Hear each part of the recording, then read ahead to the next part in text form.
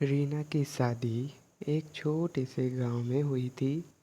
उसका पति राजेश एक प्राइवेट कंपनी में काम करता था और ज़्यादातर समय शहर में रहता था। शादी के बाद रीना ससुराल में अपनी सास, ससुर और देवर अंशु के साथ रहती थी। अंशु उम्र में रीना से 5 साल छोटा था, कॉलेज में पढ़ता था, लेकिन बहुत ही समझदार, हंसमुख और मददगार। रीना जब पहली बार ससुराल आई तो घर का हर व्यक्ति थोड़ा औपचारिक था, पर अंशु ने ही उसे सबसे पहले सहज महसूस कराया। भाभी, गांव में ज़्यादा मत डरना, यहाँ सब दिल के साफ हैं, उनसे मुस्कुराते हुए कहा था। और रीना ने भी पहली बार मुस्कुराकर कहा था, तुम तो बहुत समझदार लगते हो। उस दिन के बाद से दोनों के बीच हंसी मजाक, छोटे मोटे कामों में मदद और एक प्यारा सा अपनापन बनने लगा।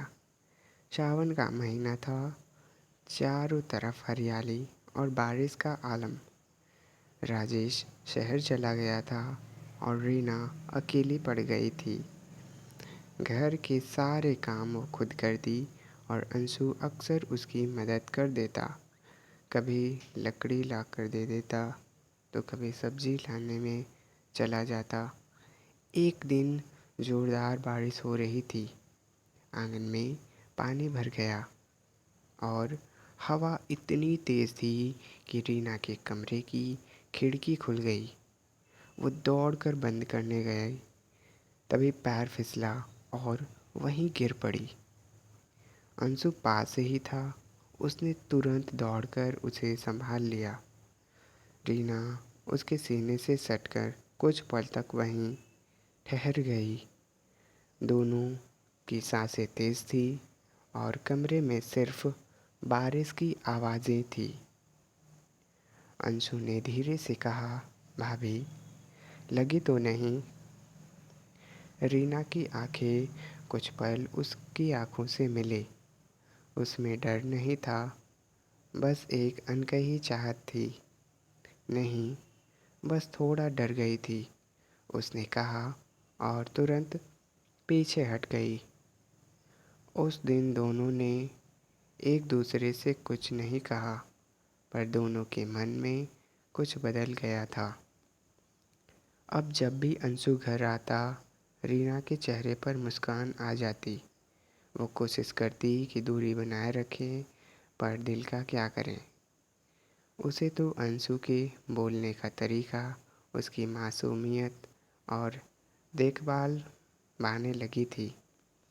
एक शाम अंशु ने देखा कि रीना रसोई में खड़ी कुछ सोच रही थी। क्या हुआ भाभी, आज बहुत चुप हो?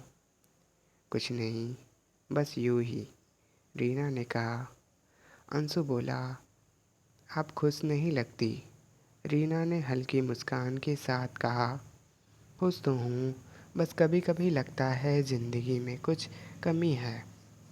अंशु कुछ कहना चाहता था पर रुक गया। दोनों के बीच चुप्पी थी, पर वो चुप्पी ही अब सबसे गहरी बातचीत थी। रविवार को गांव में सावन का मेला लगा था। रीना ने पहली बार कहा, अंशु, चलो ना, मुझे भी मेला देखना है। भाभी, अकेले कैसे जाओगी? चलिए, मैं साथ चलता हूँ, उसने मुस्कुराकर कहा। मेले में दोनों ने झूला झूला, गोलगप्पे खाए और खिलखिलाते हुए तस्वीरें ली। उस शाम जब वे लौटे तो सूरज ढल रहा था और हवा में भीगती मिट्टी की खुशबू थी। अंशु ने धीरे से कहा, भाभी, आपको पता है, आप हंसती हैं तो बहुत सुंदर लगती हैं। रीना ने झेप कर कहा, देवर जी, ये बातें सबको नहीं करनी चाहिए, पर सच तो है ना। दोनों हंस पड़े, लेकिन दोनों के दिल में एक अजीब सी धड़कन गूंज रही थी। एक रात बारिश बहुत तेज़ हो रही थी।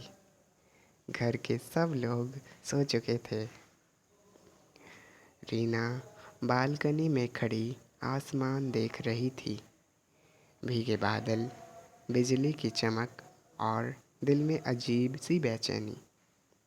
अंशु पास आया और बोला, भाभी, आप इतनी देर से अकेली खड़ी हैं? नींद नहीं आ रही थी? रीना ने धीरे से कहा। दोनों कुछ पल खामोश रहे।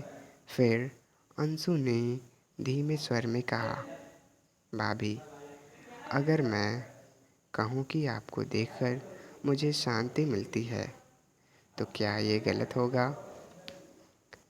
रीना ने उसकी तरफ देखा। उसकी आंखों में सच्चाई थी, कोई लालच नहीं। अंशु, ये जो रिश्ता है ना, इसे संभाल कर रखना। ये दुनिया नहीं समझेगी।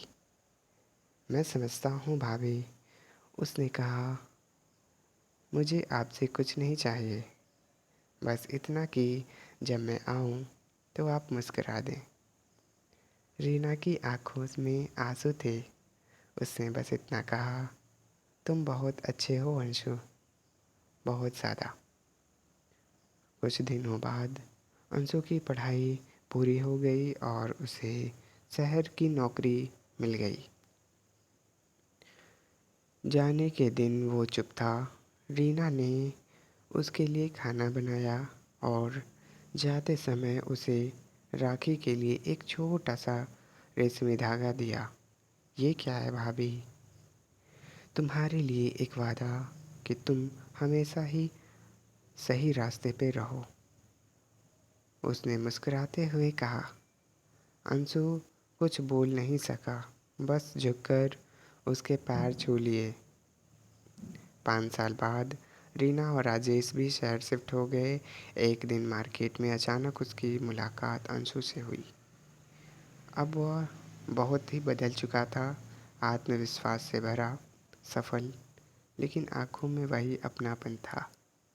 भाभी, आप यहाँ? हाँ, अब हम भी वही यहीं रहते हैं, उसने कहा। दोनों कुछ देर बातें करते रहे। अंशु ने कहा, आपने कहा था ना मुस्कुराते रहना चाहिए। मैंने आपकी बात मान ली, रीना ने मुस्कुराते हुए कहा।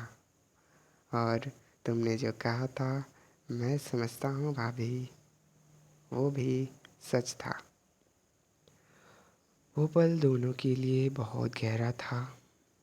ना कोई सीमा टूटी, ना कोई वादा भुलाया गया, बस दो आत्माओं के बीच एक अनकहा रिश्ता जो वक्त के साथ और पवित्र हो गया। कभी कभी रास्ते में प्यार नहीं, इज्जत और एहसास की मिठास होती है।